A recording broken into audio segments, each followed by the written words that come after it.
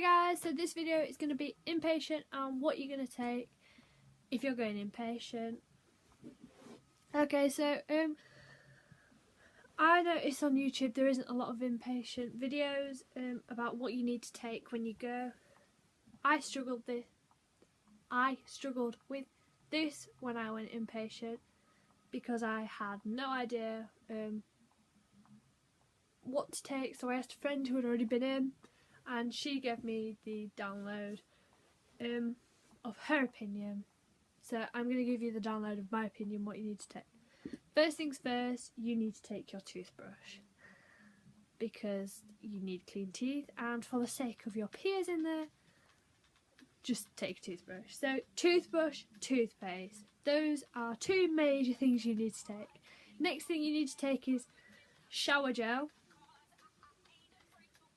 Obviously, there'll probably be like, you know when you go to a swimming pool and there's like the crappy shower gel shit there, the free stuff. Some may have that, some may not. The one I went to I think did. Nope. Take your own and you'll smell nice. Next thing you need is obviously your hair stuff, so shampoo, conditioner. I'm going to say razors.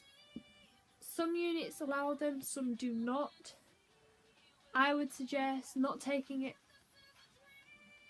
first, maybe, and then get your parents to bring it in, or take it and state, look, I have my razor. If I'm not allowed to use it, then my parents can take it home, because some don't use it. Or you may have to buy hair removal cream. I've heard one of my friends had to have it. She was not allowed a shaver and she said it was horrible and rubbish. But I'm not being funny, but your main priority when you are inpatient is not worrying about looking hairy, because everyone's hairy together, let's be honest. No, I was fine. I took my shaver and I was allowed it. Next thing you need to think about is clothes. I took leggings, jeans, t-shirts, jumpers. Obviously knickers and socks. Take a lot of them because if it's anything like the unit I was on, the washing stuff is absolutely horrendous and you don't want to use it. So take a lot of stuff. One of the major stresses for me was how many bags to take. Don't worry about how many bags you take. There is honestly not a limit. I took a massive suitcase. I took a bag, this one, and I took a handbag. So generally I've covered clothes. You need to take a lot of clothes, jumpers, scarf maybe. If you've got an outside area, scarf's quite nice to have.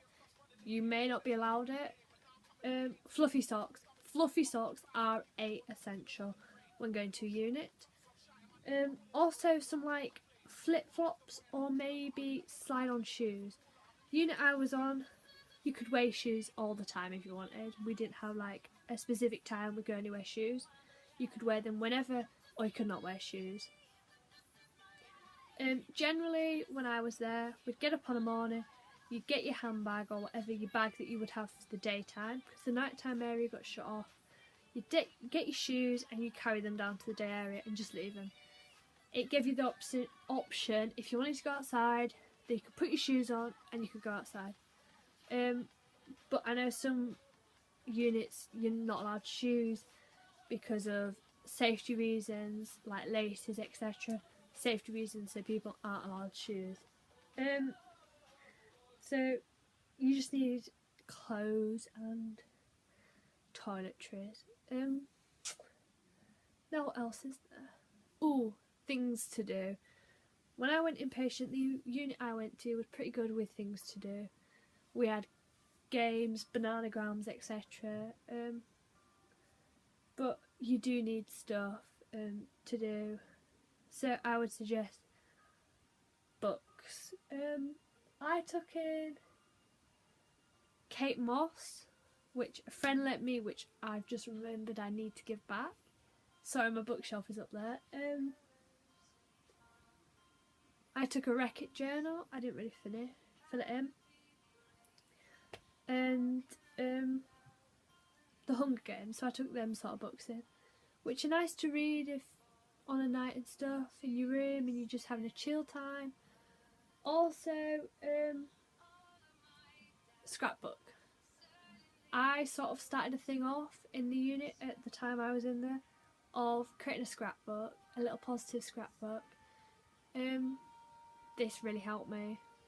Well, it helped me a lot, and it still does help me because you make friends in there, they add bits, and if you're having a bad time, you can just look at it and remember all the good times and all the good times with friends and what people think of you.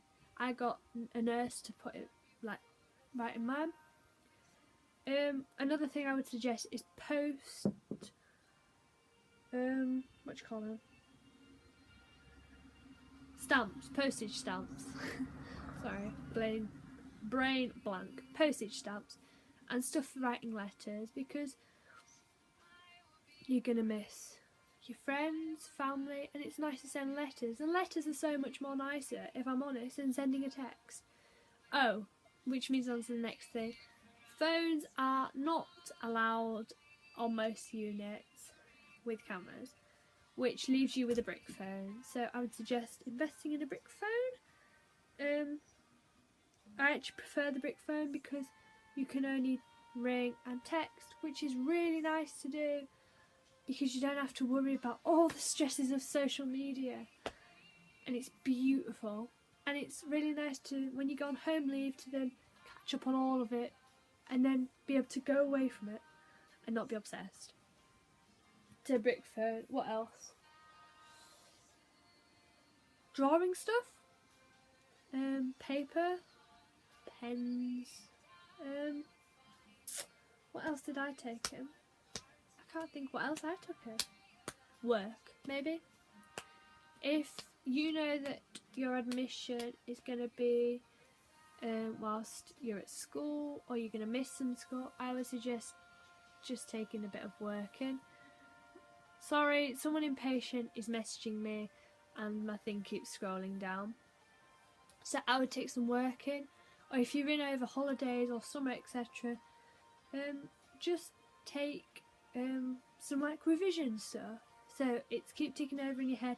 So even if you're in for a short stay, that you're still, I guess, interacting with the outside world, because you're not losing out on what people are learning. And if you're in whilst you're doing your GCSEs, it's good to revise, and you won't feel that stress of, oh no, I'm missing my GCSEs, if you just keep ticking over.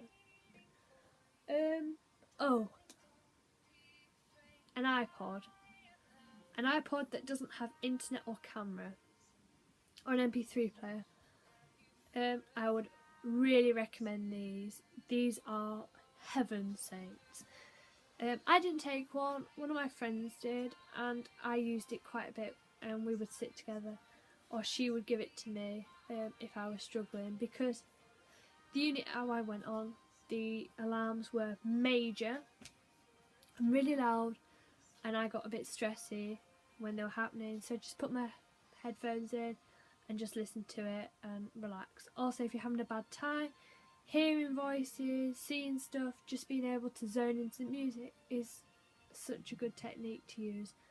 Also, if you're going to be in for a long stay, I suggest a radio maybe. I know some people had radios, because radios are quite nice, because it gives you that interaction with the outside world. Yeah, that's about it. Some people don't, some units don't allow like deodorant and sprays and stuff, so I'd take roll-on, and handbag, so you can carry stuff down, pencils. It doesn't really, I guess you could argue it doesn't really matter, because you can always get your parents to bring stuff in if you've forgotten something, or a friend if you've got friends who are going to visit you. Maybe take your own bed in. I didn't because I couldn't be bothered. I don't think I personally actually changed my bed ever. The nurses actually changed my bed for me.